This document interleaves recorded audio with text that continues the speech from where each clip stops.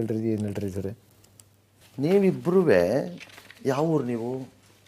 ನಮ್ಮದು ಕುದ್ದೂರು, ಧಾರವಾಡ ಜಿಲ್ಲೆ ಕುಂದಗೋಳ ತಾಲೂಕು ಸರ್. ಕುಂದಗೋಳ ಈಗ ಹುಬ್ಬಳ್ಳಿಯಲ್ಲೇ ಮನೆ ಮಾಡಿದ್ದೇವೆ ಸರ್.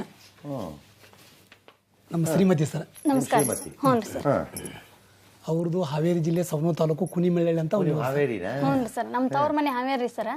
ನಾವು ಈಗ ನಮ್ದು ಹುಬ್ಳಿ ರೀ, ಗಂಡ ಮನೆ ಅಲ್ಲ ಸರ್. ಮದುವೆ ಆದ್ಮೇಲೆ ಈ ಕಡೆ ಹುಬ್ಳಿ. ಮಕ್ಕಳಷ್ಟೇ? 3 ಜನ ಅದಾರ ರೀ ಸರ್. ಅವ ಏನು ಮಾಡ್ತಾವೆ?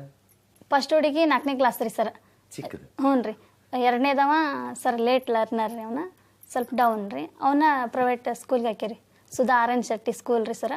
3ನೇದವಳು ರೀ 1ನೇ ಕ್ಲಾಸ್ ರೀ. ಅವರಿಬ್ರು ಗೌರ್ಮೆಂಟ್ ಸ್ಕೂಲಿಗೆ ಹೋಗ್ತಾರೆ ರೀ ಸರ್. ನಿಮ್ಮ ಬಿಸ್ನೆಸ್ ಏನು ಸರ್?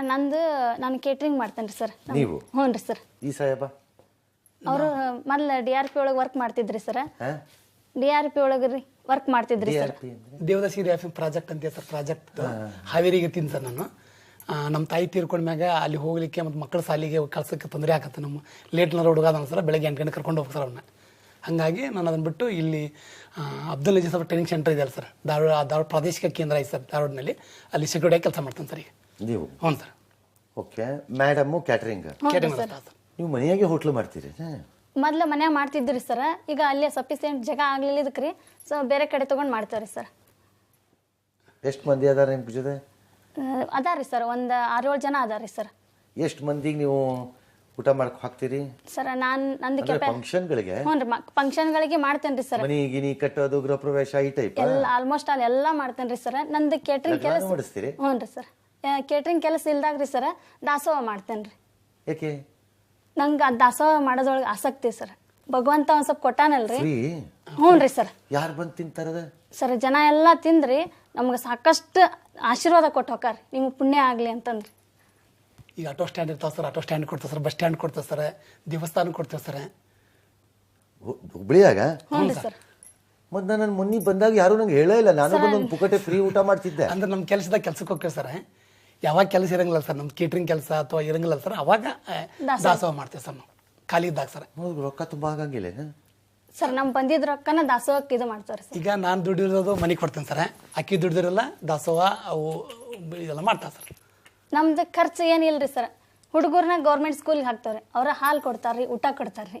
ಆಮೇಲೆ ನಾವು ಅಡುಗೆ ಮಾಡಿರ್ತೇವಲ್ರಿ, ಅದು ಸ್ವಲ್ಪ ಉಳಿತಂದ್ರೆ ನಾವು ಮನೆಗೆ ತಂದು ಊಟ ಮಾಡ್ತೇವ್ರಿ. ನಮ್ದು ಮನೆ ಐತ್ರಿ ಸರ್. ಮತ್ತು ಬಂದಿದ್ರೊಳಗೆ ನಾನು ಕೇಟ್ರಿಂಗ್ ಏನು ಮಾಡ್ತೇನಲ್ರಿ ಸರ್, ಅದ್ರೊಳಗೆ ಬಂದಿದ್ದನ್ನು ಒಂದು ಸ್ವಲ್ಪ ನಾವು ಇಟ್ಕೊಂತೇವ್ರಿ, ಉಳಿದಿದ್ದು ದಾಸೋಹಕ್ಕೆ ಹಿಂಗೆ ಮಾಡ್ತೇವ್ರಿ ಸರ್. ಕೈ ಮುಗಿಬಾರ್ರಿ ಸರ್, ನಿಮ್ಮ ಆಶೀರ್ವಾದ ರೀ ಸರ್. ಎಲ್ಲ ಜನರ ಆಶೀರ್ವಾದಲಿಂತ ಇವತ್ತು. ಹಾಗಲ್ಲ, ಯಾಕೆ ಹೇಳಿದೆ ಅದನ್ನ ಅಂದರೆ, ಇವತ್ತಿನ ಸಮಾಜದಲ್ಲಿ ನಂದು ಅಲ್ಲ ಅನ್ನೋದನ್ನು ನಂದನ್ನು ಮಾಡ್ಕೋಬೇಕು ಅನ್ನೋ ದುರಾಸೆ ಮಂದಿನೇ ಜಾಸ್ತಿ ಅಲ್ವಾ? ಹೌದ್ರಿ ಸರ್. ಈಗ ನಂದು ಅಲ್ಲ, ತಲೆ ಹೊಡೆದಾದ್ರೂ ಸರಿ, ದರೋಡೆ ಮಾಡಿದ್ರು ಸರಿ, ಅದನ್ನು ನಂದು ಮಾಡ್ಕೊಂಬಿಡ್ತೀನಿ ಅನ್ನೋ ದುರಾಸೆ ಮಂದಿನೇ ಜಾಸ್ತಿ. ನೀವೇನೇ ಹಾಕಿ ನಿನ್ನ ಮಕ್ಕಳಿಗೆ ಏನಾದ್ರು ಮಾಡಂಗಿಲ್ಲ ನೀವು? ಸರ್ ನಾನು ಇಲ್ಲಿ ಮಾಡ್ತೇನೆ ಅಲ್ರಿ ಸರ್, ಇದ್ರೊಳಗೆ ನಂದೊಂದು ಸ್ವಾರ್ಥ ಐತ್ರಿ ಸರ್. ನಾ ಹಿಂಗೆ ಕೊಟ್ಟಿದ್ರಿ, ನಾಳೆ ಭಗವಂತ ನನ್ನ ಮಕ್ಕಳಿಗೆ ಕೊಡ್ತಾನ್ರಿ ಸರ್. ಚಲೋ ಆತ್ ಬಿಡುವ. ಸರಿ, ಈಗ ಶಾಲೆಗೆ ನೀವು ಬ್ಯಾಗ್ ಕೊಡಿಸ್ಬೇಕು ಅಂತ ಬಂದ್ರ? ಹ್ಞೂ ಸರ್. ಬೆಸ್ಟ್ ಆಯ್ತು. ಬೇರೆಯವ್ರಾಗಿದ್ದು ನಾನು ಇದನ್ನು ಬೇಡ ಅಂದ್ಬಿಡ್ತಿದ್ದೆ, ಯಾಕಂದ್ರೆ ಅದೇನು ದೊಡ್ಡ ಕೆಲಸ ಅಲ್ಲ, ನಾವೇ ಕೊಟ್ಬಿಡೋಣ ಬಿಡು ಅಂತ. ಬಟ್ ನಿಮ್ಮಿಬ್ಬರು ಸ್ಟೋರಿ ಕೇಳಿದ್ಮೇಲೆ ನಂಗೆ ಖುಷಿ ಆಯ್ತು.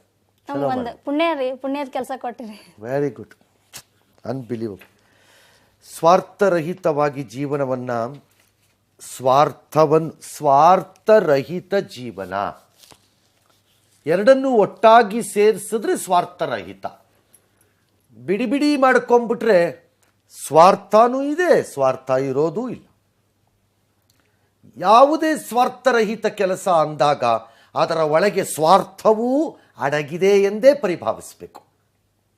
ಯಾಕೆ ಅಂದರೆ, ಆ ಸ್ವಾರ್ಥ ಎನ್ನುವುದು ನನ್ನ ವೈಯಕ್ತಿಕ ಲಾಭವೇ ಆಗಿಲ್ಲದಿರಬಹುದು, ಸಮಾಜಕ್ಕೆ ಆಗುವ ಲಾಭದ ಮೂಲಕ ನನಗೇನೋ ಪಾಪ ಪುಣ್ಯಗಳ ಕಲ್ಪನೆಯಲ್ಲಿ ಒಂದು ದಿನ ಒಳ್ಳೆಯದಾಗ್ಬೋದು ಅನ್ನೋದನ್ನು ಬಯಸೋದು ಸ್ವಾರ್ಥನೇ, ಈಗ ಆಕೆ ಹೇಳ್ದಂಗೆ.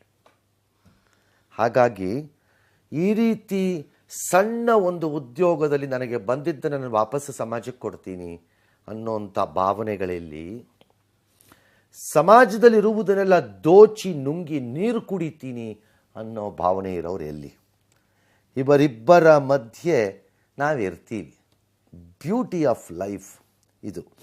ಈ ಮಕ್ಕಳುಗಳಿಗೆ ಅದೇನು ಬ್ಯಾಗ್ ವ್ಯವಸ್ಥೆ ಮಾಡಬೇಕು ಅದನ್ನು ಮಾಡೋಣ, ನೀವು ಮಾಡಿಸ್ಕೊಡಿ. ನನಗೆ ನನಗೆ ಖುಷಿಯಾಗಿದ್ದಿದ್ದು ಒಂದು ಬ್ಯಾಗ್ ನೀವು ಕೊಟ್ರಿ ಅನ್ನೋದಲ್ಲ, ನನಗೆ ಬ್ಯಾಗ್ ಕೊಡ್ಸಕ್ಕೆ ಭಾಳ ಜನ ಇದ್ದಾರೆ. ಹೌದ್ರಿ ಸರ್. ನನಗೊಂದು ಫೋನ್ ಮಾಡಿದ್ರೆ ಇಂಥ 10 ಸ್ಕೂಲಿಗೆ ಬ್ಯಾಗ್ ಕೊಡಿಸ್ತೀನಿ ಬೇಕಾದ್ರೆ ನಾನು. ಹೌದೌದ್ರಿ ಸರ್. ನನಗೆ ದೇವರ ಆಸಕ್ತಿ ಕೊಟ್ಬಿಟ್ಟಿದ್ದಾನೆ, ಹೌದಲ್ಲ? ಆದರೆ ನನಗೆ ನಿಮ್ಮಿಬ್ಬರ ಕತೆ ಭಾಳ ಇಷ್ಟ ಆಯ್ತು ಸರ್. ನಮಗೂ ನೀವೇ ಭಾಳ ಖುಷಿ ಆಯ್ತು ನನಗೆ. ಅಲ್ರಿ ಸರ್, ನಮಗೂ ನೀವೇ ಇನ್ಫಾರ್ಮೇಷನ್ ಸರ್. ನನಗೆ ಭಾಳ ಚಲೋ, ನನಗೆ ಮನ್ಸಿಗೆ ತುಂಬ ಸಮಾಧಾನ ಆಯ್ತು ಇವತ್ತು. ಹಿಂಗೂ ಇದ್ದಾರಲ್ಲ ಮಂದಿ ಇನ್ನುವೇ ಅಂತ. ಬೆಸ್ಟ್ ಆತ್ರಿ, ಹೀಗೆ ಕಟ್ರಿ ಜೀವನ, ಏನು ದೇಶ ಬಿದ್ದೋಗಲ್ಲ, ಆಯ್ತಲ್ಲ? ಬೆಸ್ಟ್. ಬ್ಯಾಗ್ ಕೊಡಿಸ್ತೀನಿ, ಅದಕ್ಕೆ ಏನು ಮಾಡ್ತೀಯ ನೀನು? ಚೆನ್ನಾಗಿ ಓದ್ತೀನಿ. Very good. ಕೊಡ ಕೈ ಕೊಟ್ ಗುಡ್. ನೀನು ಕೊಡು. ನೀ ಏನು ಮಾಡ್ತೀಯಾ? ನಾನು ಓದ್ತೀನಿ ಚೆನ್ನಾಗಿ. ಓದಿ ಮಾರ್ಕ್ಸ್ ತೊಗೊಂಡು ನನಗೆ ತೋರಿಸ್ಬೇಕು. ತೋರಿಸ್ತೀರಾ ಇಬ್ರೂ? ನಿಮ್ಮಿಬ್ಬರಿಗೂ ಒಳ್ಳೇದಾಗಲಿ, ನಿಮ್ಮ ಮಕ್ಕಳು ಚೆನ್ನಾಗಿರಲಿ.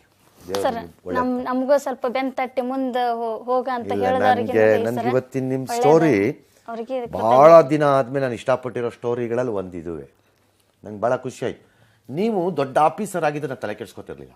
ನೀವೊಂದು ದೊಡ್ಡ ಉದ್ಯಮಿಯಾಗಿ, ಕೈಗಾರಿಕೋದ್ಯಮಿಯಾಗಿ, ಅದೇನೋ ಒಂದು 1000 ಜನಕ್ಕೆ ಒಂದು ಫ್ಯಾಕ್ಟ್ರಿ ನಡೆಸ್ತಾ ಇದ್ದೀನಿ ಅಂದಿದ್ರು ನಾನು ತಲೆ ಕೆಡಿಸ್ಕೊತಿರ್ಲಿಲ್ಲ. ನಾನು ಬ್ಯಾಂಕ್ನಲ್ಲಿ ಇದ್ದೀನಿ ಸರ್, ಆಫೀಸರ್ ನಾನು ಅಂದ್ರೂ ನಾನು ತಲೆ ಕೆಡಿಸ್ಕೊತಿರ್ಲಿಲ್ಲ. ನಿಮಗಿರುವ ಉದ್ಯೋಗದ ಒಳಗೆ ನೀವು ಸಂತೋಷ ಕಂಡುಕೊಂಡು ಆಕಿ ತಾನು ಮಾಡ್ಬೋದಾದನ್ನು ಮಾಡಿ ಅದರಲ್ಲೂ ಕೊಡ್ತೀನಿ ಅಂತಂದರೆ it's an amazing story. Wonderful. ನಿಮ್ಮಿಬ್ಬರಿಗೂ ದೇವ್ರು ಒಳ್ಳೇದು ಮಾಡಲಿ, ಅಷ್ಟೇ ನಾನು ಹೇಳೋಕ್ಕಾಗಲ್ಲ. ನನ್ನ ಕೈಲಿ ಏನು ಹೇಳೋಕ್ಕಾಗಲ್ಲ. ದೊಡ್ಡ ಮಾತು ನನಗೂ ಥ್ಯಾಂಕ್ ಯು, ನೀವು ಇಷ್ಟು ದೂರ ಬಂದಿದ್ದಕ್ಕೆ ಇಬ್ಬರಿಗೂ. ನಮಗೆ ದೇವ್ರ ಚಿಕ್ಕ, ನಾವು ದೇವ್ರನ್ನ ನೋಡಿರ್ತಾರೆ ನಿಮ್ಮ ರೂಪದಾಗ ನೋಡ್ತಾ ಸರ್. ನಾವು ಪ್ರತಿ ದಿವಸ ತಮ್ಮದೆಲ್ಲ ನೋಡ್ತೀವಿ. ನಮಸ್ಕಾರ. ಸಾಕ್ಷಾತ್ ಪರಮಾತ್ಮ ನಾನೇ ನಿಮ್ಗೆ ನಮಸ್ಕಾರ. ನಾರಾಯಣ ನೋಡ್ದಂಗೆ ಆಗ್ತದೆ. ನೀವು ನಂಗೆ ಮಾಡಂಗಿಲ್ಲ. At least end of the day ಈ ಸ್ಟೋರಿನ ಮಾಡ್ತಿದ್ದಾಗ ನನಗೆ ಇಂಥದ್ದೊಂದು ಸ್ಟೋರಿ ಕೇಳಿದ್ರೆ it makes my life complete. ಮತ್ತು ನನ್ನ ಜೀವನಕ್ಕೊಂದು ಅರ್ಥ ಬರ್ತಾ ಇರುತ್ತೆ. ಹಾಗಾಗಿ ನಾನು ಎಂಜಾಯ್ ಮಾಡ್ತೀನಿ ಈ ಸ್ಟೋರಿಗಳನ್ನು. ನಾನಿದನ್ನು ಬರೀ ಪಬ್ಲಿಸಿಟಿ ಅನ್ನೋ ಕಾರಣಕ್ಕಲ್ಲ, ನಾವು ಪಬ್ಲಿಸಿಟಿ ಕೊಡೋಕ್ಕೆ ಮೊದಲೇ ಅವರ ಕೆಲಸ ಮಾಡ್ತಿರೋರು. We are only recognizing it. ನಾವು ಮಾಡಿದ್ರಿಂದ ಅವ್ರಿಗೆ ಬಂದಿಲ್ಲ, ಅದು ಅವ್ರು ಮಾಡಿದ್ರಿಂದ ನಾವು ಪಬ್ಲಿಸಿಟಿ ಕೊಟ್ಟಿದ್ದೀವಿ ಅಷ್ಟೇ. ಅಥವಾ ಜನಕ್ಕೆ ಹೇಳ್ತಾ ಇದ್ದೀವಿ ಅದನ್ನು ಜನಕ್ಕೆ ಯಾಕೆ ಹೇಳ್ತೀವಿ ಅಂದರೆ, ಎಲ್ಲಿ ಬೇಕಾದರೂ ಈ ಕತೆ ಪುನರಾವರ್ತನೆ ಆಗ್ಬೋದು ಬೇಕಿದ್ದರೆ, ಮನಸ್ಸಿದ್ದರೆ ಮಾತ್ರ ಅನ್ನೋದನ್ನು ಹೇಳಕ್ಕೆ ಇದನ್ನಿಷ್ಟು ಹೇಳಿದ್ವಿ. All right. ಆ ಮಕ್ಕಳಿಗೆ 2 ಬ್ಯಾಗನ್ನು ಅವ್ರು ತಂದಿದ್ದಾರಂತೆ. ಸುಮ್ಮನೆ ನಾಮಿನಲ್ಲಿ ನಾನೇ ಕೊಟ್ಬಿಡ್ತೀನಿ.